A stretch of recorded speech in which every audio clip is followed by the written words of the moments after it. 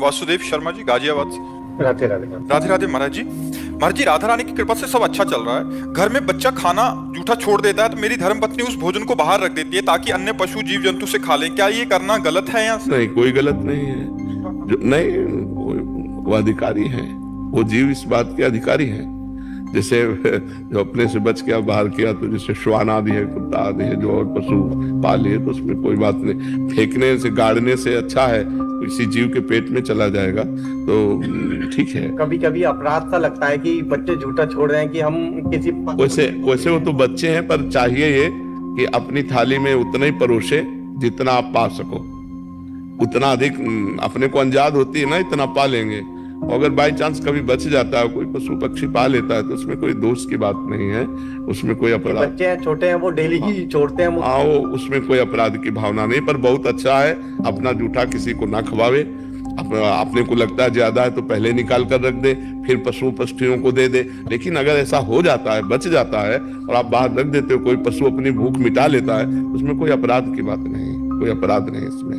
क्षौर कर्म मतलब बाल बनाना, दाढ़ी काटना या जो भी ये क्षौर कर्म है, इसको केवल 2 ही दिन करे। अन्य दिन करेगा तो बहुत हानि हो जाएगी। आजकल इसीलिए तो बुद्धि भ्रष्ट है। कहां दिन में 3 बार चिकना और दाढ़ी।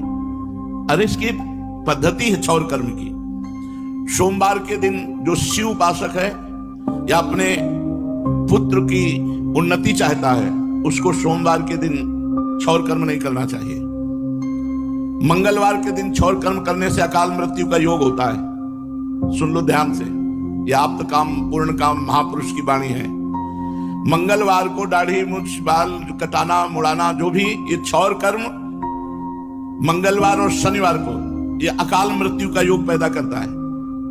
कभी नहीं बनवाना चाहिए मंगलवार और शनिवार को। क्षौर कर्म नहीं करना चाहिए, नहीं आयु अपहरण होती है, अकाल मृत्यु का योग बनता है। बुधवार को कराना चाहिए।